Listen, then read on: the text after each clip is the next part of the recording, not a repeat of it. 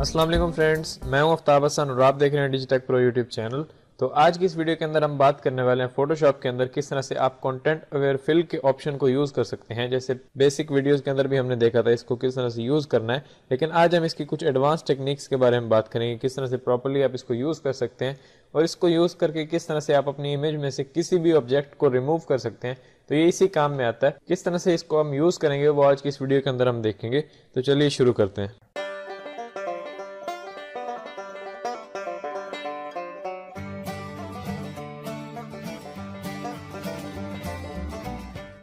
तो यहाँ पे आप देख सकते हैं मेरे पास ये एक इमेज है। अब यहाँ पे फर्स्ट ऑफ ऑल तो मैं आपको एक सिंपल इमेज के ऊपर बताता हूँ किस तरह से आपने इसको यूज करना है, उसके बाद हम थोड़ी कॉम्प्लेक्स इमेजेस के ऊपर भी जाएंगे। यानी जिनका बैकग्राउंड बहुत ज्यादा टफ होता है उनको रिमूव करने में थोड़ी मुश्किल होती है, यानी उसको रिमूव करने के बाद हमें थोड़ी सी एडजस्टमेंट्स करनी पड़ती हैं, जैसे क्लोन स्टैम्प टूल से या वगैरह वगैरह इस तरह से। लेकिन अगर आपका इस तरह से सिंपल बैकग्राउंड हो, जैसे कि यहाँ पे आप देख सकते हैं सिंपल पीछे स्काई है जिसके ऊपर ये हमारे कुछ ऑब्जेक्ट्स हैं, तो इनको हम इजीली यहाँ पे रिमूव कर सकते हैं कंटेंट अवेयर फिल की मदद से। आप क्लोन स्टैम्प को भी यूज कर सकते हैं, लेकिन उसमें प्रॉब्लम ये आती है कि अगर आपने यहाँ पे डार्क जो हमारा पार्ट है इसको कॉपी करके लाइट वाले पार्ट के ऊपर पेस्ट करेंगे तो आपका वहां पे प्रॉब्लम आएगी, यानी यहाँ पे एक धब्बा सा दिखने लगेगा। लेकिन कंटेंट अवेयर फिल को यूज करके आप इजीली इनको रिमूव कर सकते हैं। जैसे कि किस तरह से इसको यूज करना है, जैसे यहाँ पे आप देख सकते हैं ये बिल्कुल भी सॉलिड कलर नहीं है यहाँ पे, यानी यहाँ पे ये डार्क कलर है और यहाँ पे थोड़ा लाइट है, यानी dark blue and light blue का ये कॉम्बिनेशन है, यानी ग्रेडियंट सा एक पीछे इसका बैकग्राउंड है। ऑब्वियसली स्काई है तो उसके कलर्स दो या इस तरह से होंगे तीन, यानी उसके अंदर येलो टोन आ रही होती है या कुछ भी। तो अभी हमने इनको रिमूव करना है, जैसे कि मैं इस बड़े वाले को रिमूव करना चाह रहा हूँ यहाँ से। तो मैं अगर क्लोन स्टैम्प टूल से यहाँ पे करूंगा तो वो प्रॉब्लम आएगी यहाँ पे। उसके लिए हमें बहुत ही ज्यादा ध्यान में रख के इसको एडजस्टमेंट इसकी करनी होती है, लेकिन कंटेंट अवेयर फिल की मदद से आप इजीली इसको रिमूव कर सकते हैं। जैसे कि मैं यहाँ पे टूल बार के अंदर आऊंगा और यहाँ से मैं लेता हूँ लासो टूल, यहाँ पे जो आपको दिया हुआ है इसको मैं क्लिक करता हूँ ये, और इससे मैं एक रफ सी सिलेक्शन बनाऊंगा। ये भी नहीं कि आपने यहाँ पे एक शार्प सिलेक्शन बनानी है, शार्प बनाएंगे तो उसका कोई फायदा नहीं होगा, वो आपका ऑब्जेक्ट रिमूव नहीं होगा बल्कि उसके एजेस जो है वो आपको यहाँ पे दिखेंगे। मैं जल्दी से इसको इस तरह से सेलेक्ट कर लूंगा, यानी यहाँ से मैंने एक रफ सी सिलेक्शन बनाई बिल्कुल। और एक बात आपने याद रखनी, शेडोज भी आपने अंदर कवर करने, शेडोज अदरवाइज बाहर वो बुरे लगेंगे और आपको दोबारा से उनको एडजस्ट करना पड़ेगा। तो इसलिए आप अगर कोई आपके ऑब्जेक्ट के साथ शेडो आ रहा है तो उसको भी आप यहाँ पे सिलेक्शन में ले लें। मैंने यहाँ पे अपने ऑब्जेक्ट को सेलेक्ट कर लिया सिंपली। अब कंटेंट अवेयर में किस तरह से जाएंगे, कंटेंट अवेयर में जाने के लिए एक शॉर्टकट है शिफ्ट बैक स्पेस। जैसे ही आप शिफ्ट बैक स्पेस प्रेस करते हैं तो आपके पास ये फिल का एक डायलॉग बॉक्स आ जाता है यहाँ पे। अब अगर मैं आपको जूम करके दिखाऊं तो यहाँ पे कंटेंट जो आपका सेलेक्टेड है वो है कंटेंट अवेयर। अगर आपका कोई और है तो आप इस पे क्लिक करें, यहाँ से आप इसमें क्या फिल करना चाह रहे हैं जो आपने सिलेक्शन बनाई है, आप उसे कंटेंट अवेयर करना चाह रहे हैं, पैटर्न, हिस्ट्री, यहाँ पे black, 50% grey, white, foreground, background वगैरह, और यहाँ पे कलर आप सिलेक्ट करके अपनी मर्जी से यहाँ पे कोई कलर दे सकते हैं। लेकिन मैं यहाँ पे रखूंगा कंटेंट अवेयर को, यानी कंटेंट अवेयर फिल। यहाँ पे कलर एडेप्टेशन जो है वो आपका चेक होना चाहिए, यहाँ पे ब्लेंडिंग मोड नॉर्मल, ओपेसिटी 100 और यहाँ से ओके। जैसे मैंने यहाँ पे ओके किया तो अब ये एनालाइज करेगा और यहाँ पे उसने हमारा ऑब्जेक्ट जो है वो हमें रिमूव करके यहाँ पे दे दिया। आप देख सकते हैं कंप्लीटली वो बैलून जो है वो रिमूव हो चुका है। मैं कंट्रोल डी से डीसेलेक्ट करता हूँ, एक बिल्कुल फ्लैट सा बैकग्राउंड था इसलिए उसने रिमूव कर दिया। जैसे कि मैं यहाँ पे इसको सेलेक्ट करता हूँ इस तरह से, यानी उस सिलेक्शन में लिया, शिफ्ट बैक स्पेस प्रेस की, यहाँ से कंटेंट अवेयर, बाकी सारे ऑप्शन आप देख सकते हैं और यहाँ पे ओके। जैसे मैंने ओके किया तो ये थोड़ी देर एनालाइज करता है और आपकी इमेज में से कोई इधर उधर से पिक्सेल्स उठा के जो उसके साथ मैच हो रहे होते हैं वो उसके ऊपर डाल के आपको दे देता है, तो ये आपका रिमूव हो जाता है। इस तरह से कोई सा भी आप यहाँ पे रिमूव करना चाहे वो इजीली हो जाएगा, क्योंकि ये बिल्कुल फ्लैट बैकग्राउंड है, इसमें कुछ भी नहीं। जैसे कि बड़े वाले को मैं करता हूँ इस तरह से शिफ्ट बैक स्पेस, यहाँ पे मेरा कंटेंट अवेयर है ओके, और अभी ये हमारा रिमूव होने वाला है, यानी ये थोड़ा एनालाइज करता है उसके बाद ये आपको रिमूव करके देता है। कंट्रोल डी से डीसेलेक्ट करते हैं सिलेक्शन को, अभी आप देख सकते हैं कितना क्लीन और बिल्कुल भी पता नहीं चल रहा कि यहाँ पे कुछ था, यानी कम्प्लीटली उसने उसके एजेस वगैरह सब कुछ रिमूव कर दिया। इस तरह से तो आप इसको यूज कर सकते हैं। जैसे मेरे पास ये एक इमेज है फर्स्ट, सेकंड इमेज के ऊपर जाएं, जैसे कि मेरे पास ये इमेज आप यहाँ पे देख सकते हैं, ये सेकंड इमेज है। इन सारी इमेजेस का लिंक आपको डिस्क्रिप्शन में मिल जाएगा या फिर आप pixabay.com पे जाके आप इसको चेक भी कर सकते हैं, वहां पे आपको मुख्तलिफ हाई रेजोल्यूशन की इमेजेस मिलती हैं। तो यहाँ पे आप देख सकते हैं ये भी काफी हाई क्वालिटी की इमेज है।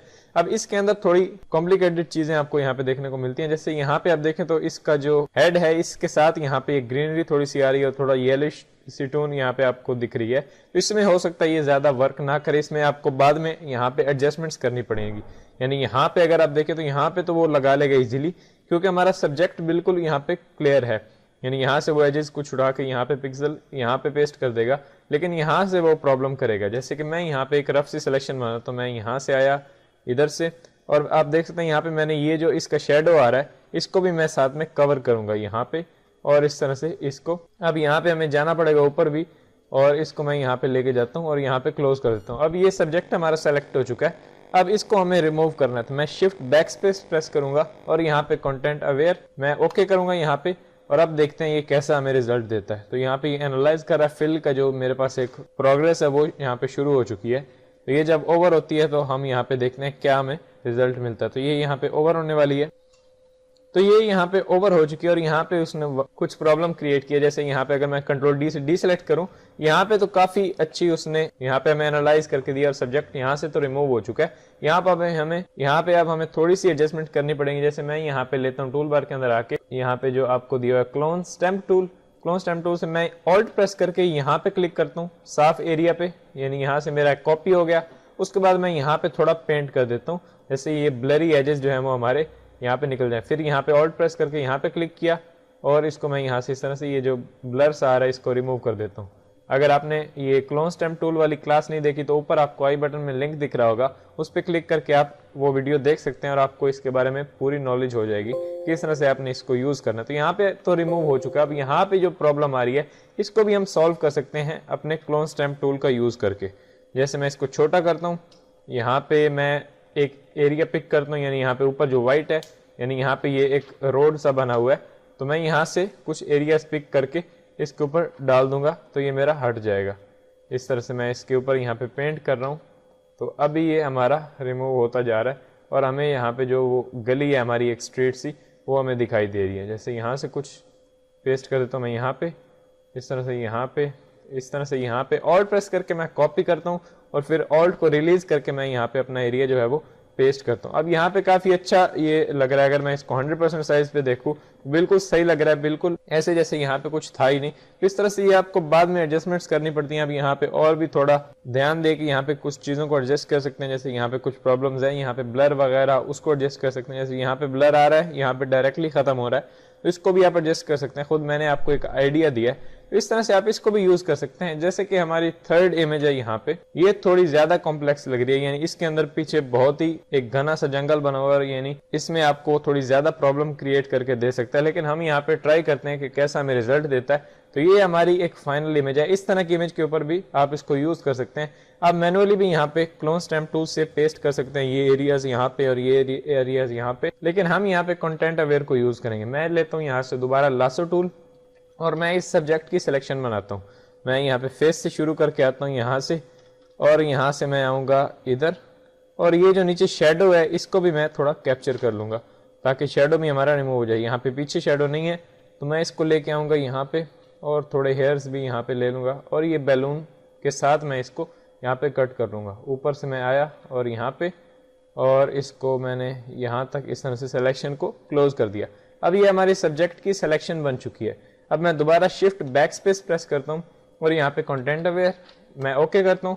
अब ये फाइनलाइज करेगा और हमें ये कैसा रिजल्ट देता है वो हम देखते हैं। ये थोड़ी कॉम्प्लेक्स इमेज है तो इसलिए यहाँ पे ये थोड़ा टाइम ले रहा है। तो यहाँ पे ये ओवर होने वाला है, यानी थोड़ी सी ये तकरीबन 10 सेकंड करता है। और यहाँ पे आप देख सकते हैं बहुत ही अमेजिंग उसने हमें रिजल्ट दिया, यानी यहाँ पे उसने बिल्कुल रिमूव कर दिया, और यहाँ पे कोई भी प्रॉब्लम क्रिएट उसने नहीं की। स्काई को भी बिल्कुल यहाँ पे कोई इफेक्ट नहीं आया। यहाँ पे रोड भी हमारा बिल्कुल क्लीन हो गया, और यहाँ पे थोड़ी सी प्रॉब्लम आ रही है, इसको हम एडजस्ट करते हैं क्लोन स्टैम्प टूल से। यानी मैंने इतना एक्सपेक्ट नहीं किया था कि यहाँ पे ये इस टाइप का हमें रिजल्ट देगा, लेकिन बहुत ही अच्छा ये रिजल्ट दे रहा है। मैं यहाँ पे क्लोन स्टैम्प पे आता हूँ टूल से, और यहाँ पे मैं राइट क्लिक करके थोड़ी हार्डनेस को इंक्रीज कर देता हूँ, यानी 50 तक कर देता हूँ, और उसके बाद ऑल्ट प्रेस करके यहाँ पे इन पौधों के ऊपर क्लिक करता हूँ ताकि यहाँ से थोड़ा सा एरिया ये कॉपी कर ले, और मैं यहाँ पे दोबारा पेस्ट कर देता हूँ।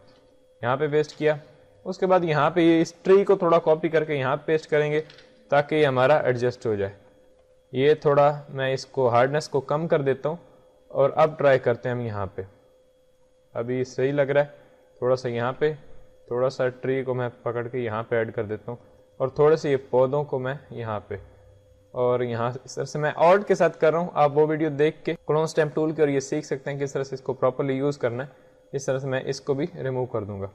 अब यहाँ पे थोड़ा सा मैं ये जो है पौधा इसको और यहाँ पे पेस्ट करता हूँ, राइट क्लिक करके हार्डनेस को मैं थोड़ी कम कर देता हूँ और यहाँ पे ट्री को अब यहाँ पे पेस्ट करते हैं। इसको मैंने यहाँ पे किया, मैं यहाँ पे जल्दी से इसको थोड़ा एडजस्ट कर लेता हूँ।